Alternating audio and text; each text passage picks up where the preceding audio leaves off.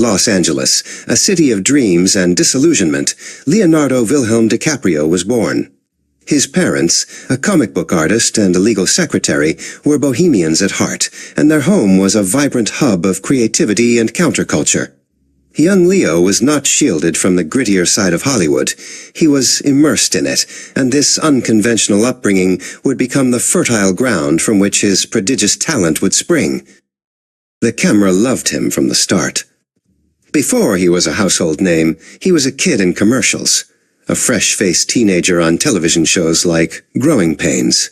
But even then, there was a spark, an intensity that set him apart. He was not just reciting lines, he was inhabiting characters, a skill that would soon capture the attention of Hollywood's most discerning eyes.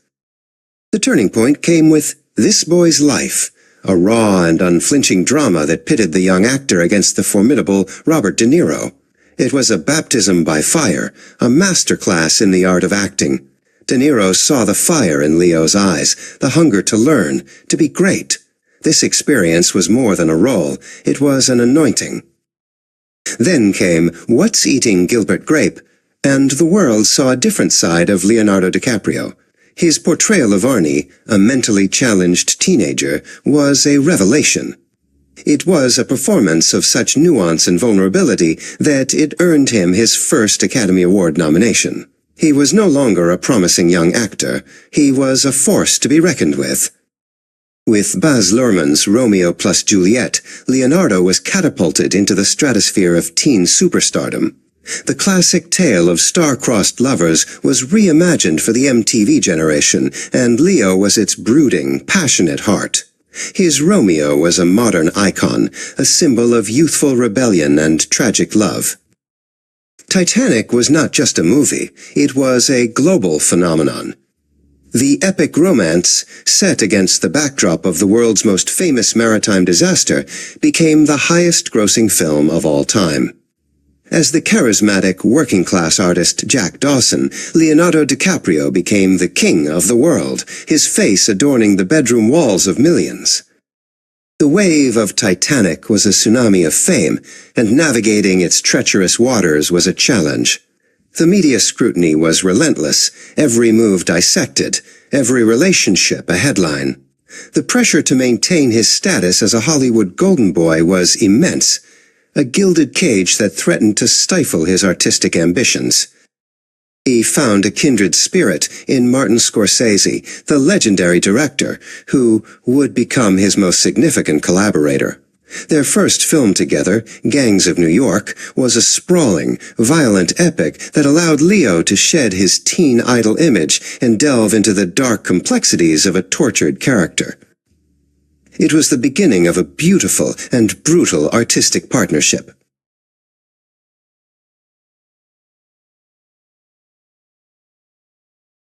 In The Aviator, their second collaboration, Leonardo took on the monumental task of portraying Howard Hughes, the eccentric billionaire, filmmaker, and aviation pioneer. It was a tour-de-force performance, a deep dive into the mind of a genius teetering on the brink of madness.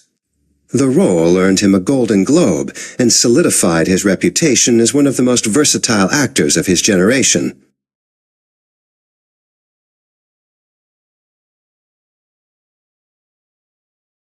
Beyond the silver screen, a new passion was taking root. Leonardo DiCaprio, the movie star, was becoming a powerful voice for environmental activism.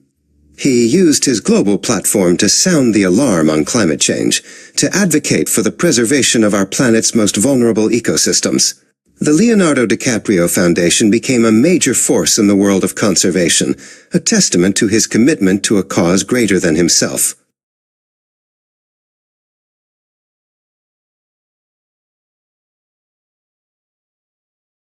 The Scorsese partnership reached a new zenith with The Departed. Cast as an undercover cop infiltrating the Irish mob in Boston, DiCaprio delivered a performance crackling with paranoia and frayed nerves. The film was a labyrinth of loyalty and betrayal, and his journey into the heart of darkness was the audience's guide. It was a critical triumph, finally earning Scorsese his long-awaited Oscar for Best Director and proving once again that their collaboration brought out the best in both artist and auteur.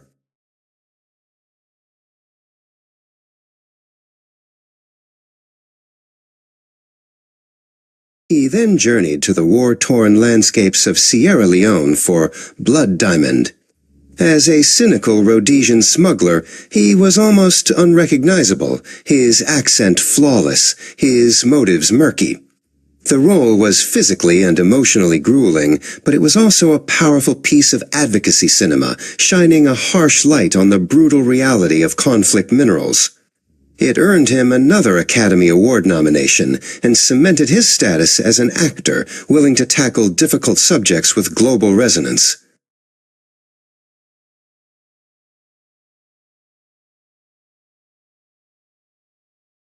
With each powerful performance came a familiar refrain. The nominations piled up, but the Oscar remained elusive. A narrative began to form in the media and among the public. Leonardo DiCaprio was the most talented actor of his generation, yet he was perpetually the bridesmaid, never the bride. The Leo's Oscar quest became a cultural meme, a source of both sympathy and light-hearted mockery, but beneath it lay a very real pressure to achieve the industry's highest honor.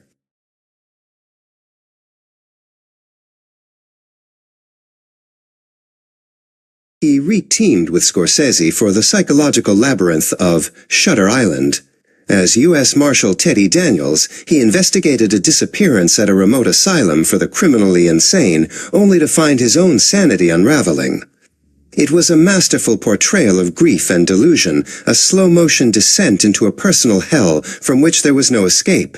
The film left audiences questioning reality itself, anchored by DiCaprio's terrifyingly committed performance.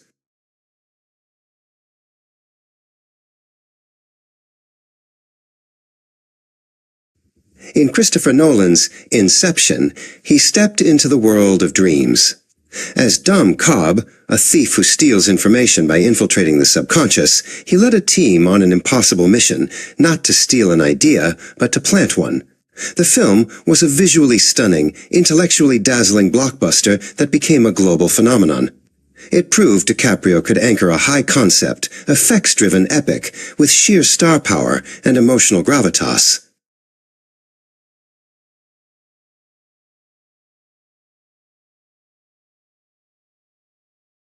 He shattered all expectations by playing his first truly despicable villain in Quentin Tarantino's Django Unchained. As the sadistic plantation owner Calvin Candy, he was a monster of southern gentility, his charm a thin veil for breathtaking cruelty. In a now legendary scene, DiCaprio accidentally smashed a glass in his hand, but, never breaking character, continued the menacing monologue, his own blood smearing the set. It was a terrifying, mesmerizing, and utterly fearless performance.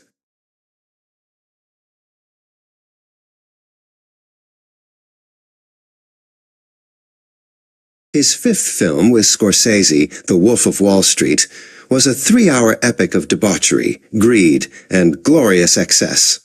As the amoral stockbroker Jordan Belfort, DiCaprio was a force of nature, hilarious, charismatic, and repulsive.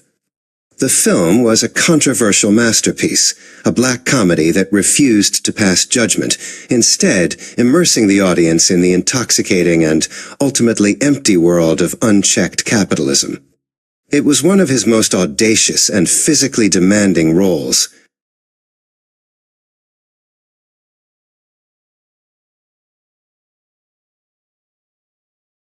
As his fame reached new heights, so did the urgency of his environmental work. He was no longer just a Hollywood actor lending his name to a cause. He was a dedicated, informed, and influential global activist. He addressed the United Nations, produced the eye-opening documentary, Before the Flood, and traveled to the planet's most threatened regions, from the melting Arctic to the burning Indonesian rainforests, using his unparalleled platform to demand action from world leaders.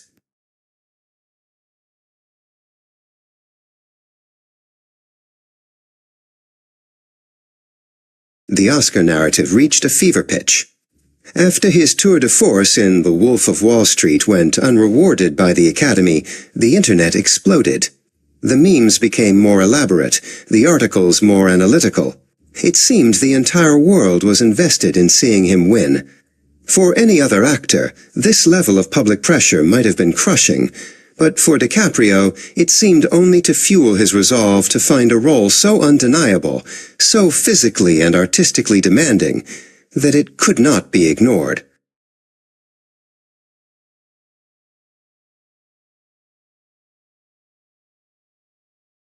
He found that role in The Revenant.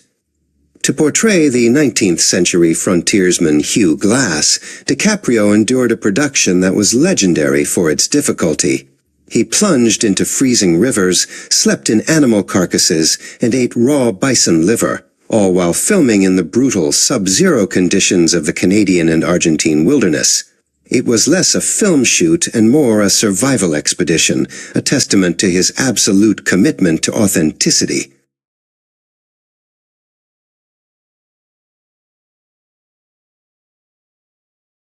The performance that emerged from this ordeal was primal and profound.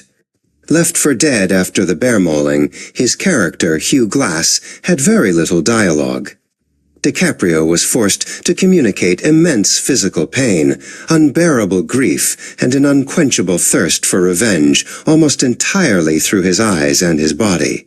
It was a raw, visceral, and unforgettable portrayal of the human will to survive against impossible odds.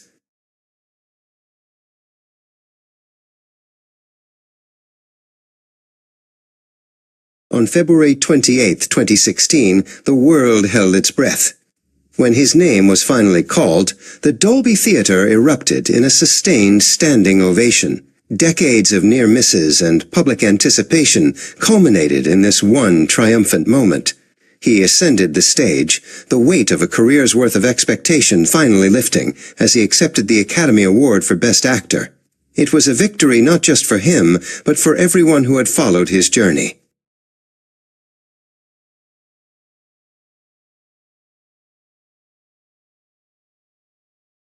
In his moment of ultimate personal triumph, Leonardo DiCaprio thought of the world. He used his acceptance speech not to revel in his victory, but to deliver an eloquent and urgent plea for climate action. He spoke of the difficult filming conditions as a direct result of global warming, calling out the politics of greed and demanding a collective responsibility to protect our planet for future generations. He had the world's attention, and he refused to waste it.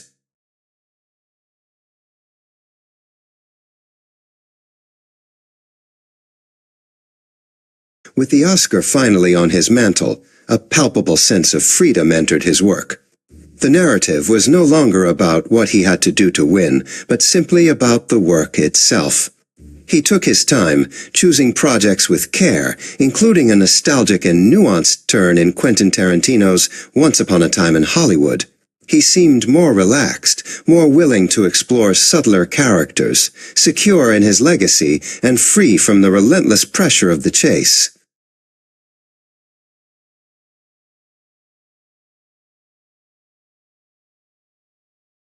From the Bohemian studios of 1970s Los Angeles to the pinnacle of Hollywood, Leonardo DiCaprio's journey was one of prodigious talent, fierce ambition, and unwavering conviction. He navigated the treacherous currents of child stardom and global superstardom to become one of the most respected actors and influential activists of his time. The Oscar was not an endpoint, but a turning point. The first chapter of his incredible life was written, but the story of his legacy was only just beginning.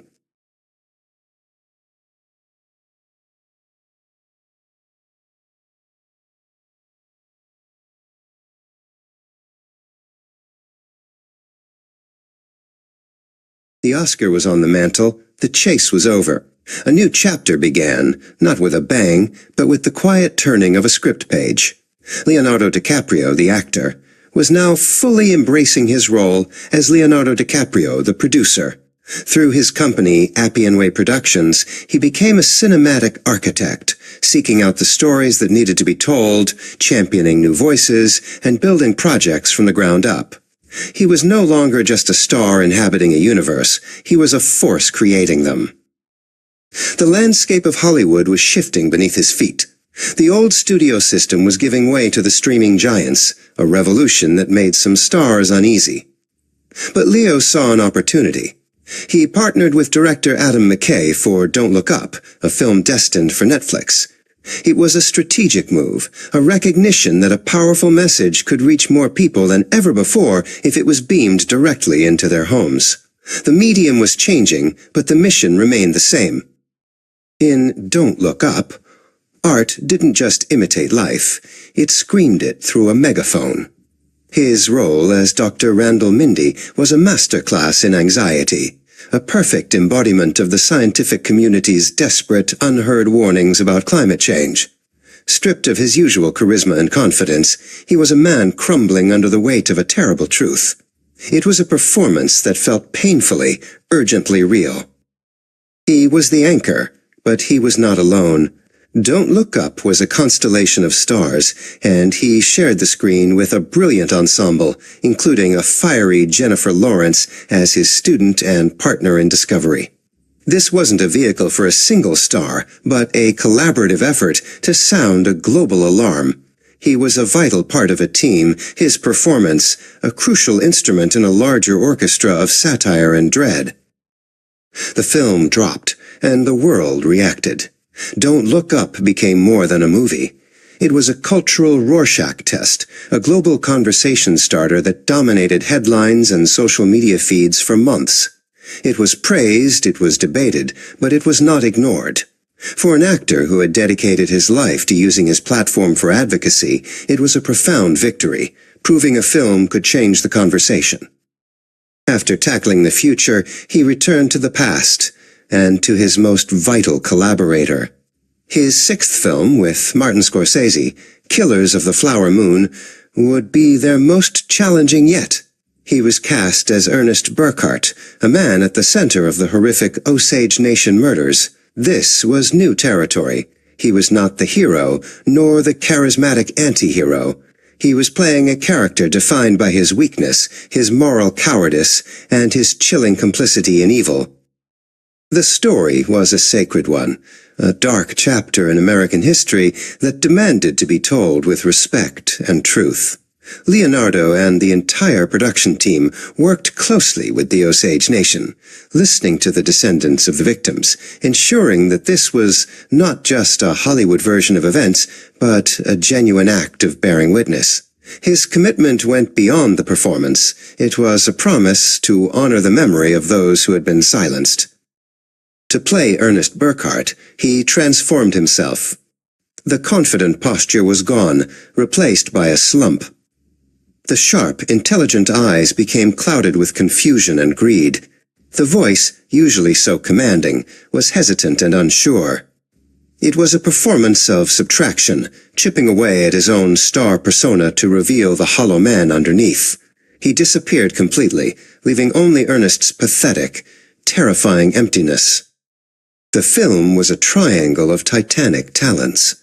He was reunited with Robert De Niro, his first major mentor, who played the smiling, venomous villain William Hale. Ernest was a pawn in his uncle's monstrous game, a man caught between a powerful evil and the woman he professed to love. It was a complex and terrifying dynamic, a dance of manipulation and moral decay performed by masters of the craft.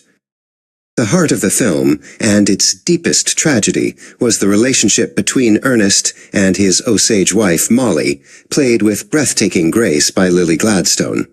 He was a man seemingly capable of genuine affection, yet an active participant in the systematic destruction of her family. DiCaprio navigated this horrifying contradiction, creating a portrait of love and betrayal so intertwined it was impossible to separate one from the other. Killers of the Flower Moon was hailed as a somber, sprawling, and essential masterpiece. It was not an easy film, but it was a necessary one. The premiere at the Cannes Film Festival was met with a thunderous ovation, a recognition that the Scorsese-DiCaprio partnership had once again produced a monumental piece of American cinema, cementing their collaboration as one of the most important in film history. His work as a producer flourished. Appian Way became a home for powerful documentaries and challenging narrative films, many focusing on the environmental and social issues close to his heart. He was using his power not just to choose his own roles, but to greenlight the projects he believed the world needed to see, becoming a gatekeeper of consequence in an industry often obsessed with the superficial. His environmental activism entered a new phase. He was no longer just a celebrity spokesperson, he was a global leader in the movement. His foundation merged with other organizations to form Earth Alliance, a philanthropic powerhouse dedicated to protecting ecosystems and empowering climate action worldwide. He was a convener, a strategist, and a major financial force for planetary health. He began putting his money where his mouth was, evolving from a donor into a strategic investor. He backed innovative companies working on sustainable solutions, from plant-based foods to electric vehicles. It was a new form of activism, a belief that capitalism itself could be harnessed to drive the change the planet needed, proving his commitment was not just philosophical, but financial. Through it all, he remained an enigma. In an age of oversharing, he guarded his private life with fierce determination. He was one of the most famous people on the planet, yet he moved through the world with a surprising degree of anonymity, a baseball cap, and sunglasses his only armor. This privacy was not about arrogance, it was about survival, a way to preserve a piece of himself from the relentless glare of global fame. A lesser-known passion revealed another dimension of the man, his love for art. A dedicated and knowledgeable collector, he championed emerging artists and built a world-class collection. It was a thread that connected back to his bohemian childhood, to the cluttered studio where his father first taught him how to see the world through a creative lens. It was a quiet, personal pursuit, a testament to his lifelong belief in the power of the image. He had become an elder statesman. A new generation of actors who grew up watching his films now looked to him as a role model and mentor. He was seen as the standard-bearer for a certain kind of ambitious, transformative acting. He had made the journey from teen idol to respected icon, and now he was the one offering guidance to the young stars navigating the same treacherous path. The question of, what's next, still hung in the air, but it had changed. The world no longer wondered if he would win an award. It wondered what new world he would explore, what new truth he would uncover. The anticipation for a new Leonardo DiCaprio film was as palpable as ever, a testament to his enduring ability to surprise, challenge, and captivate an audience. The story was far from over. Great careers are defined by great partnerships. His bond with Martin Scorsese was legendary, but he had also created unforgettable art with masters like Quentin Tarantino, Christopher Nolan, and Alejandro G. Iñárritu. He was more than just a brilliant actor. He was a catalyst, a collaborator who inspired visionary directors to do some of their most ambitious and memorable work. As his career continued, new and strange challenges emerged. In the age of artificial intelligence and deepfakes, his face, one of the most recognizable on Earth, became a digital commodity. It raised profound questions about identity, image, and the very nature of performance. For an actor so dedicated to authenticity, the rise of the perfect digital copy presented a uniquely modern paradox. Looking back, the defining characteristic of his career was a relentless appetite for risk. He chose the difficult path, again and again. He played villains, madmen, and weaklings. He endured productions of legendary difficulty. He consistently used his box office power to make challenging, unconventional films. He never coasted, never played it safe, and in doing so, he built a legacy of fearless artistry. There have always been two Leonardo DiCaprios. There is the global movie star, the epitome of Hollywood glamour, who walks the red carpet in a perfectly tailored tuxedo. And there is the deadly, serious activist, who stands before world leaders to deliver urgent, impassioned speeches about the fate of the planet. He learned to reconcile these two halves, using the immense power of the first to fuel the vital work of the second. His impact on cinema is secure. He is, without question, one of the greatest actors of his generation. But as the years went on, it became clear that he was chasing a different kind of legacy. The question was no longer about which role would define him, but whether his most enduring role would be the one he played on the world stage, as a champion for the Earth. The journey that began in a small, cluttered art studio in Los Angeles had taken him to the highest peaks of global fame. Yet in many ways he was still that same person, an artist's son, driven by a fierce curiosity and a desire to tell important stories.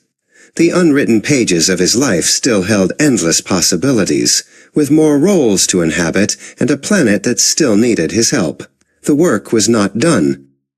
The icon and the man. The Wolf of Wall Street and the Guardian of the Amazon. Leonardo DiCaprio contained multitudes. He held up a mirror to humanity's greed, its heroism, its capacity for love, and its potential for destruction. He was a storyteller in the truest sense, and the story he was most determined to tell was one of survival, not just for his characters on screen, but for everyone on the one and only planet we call home.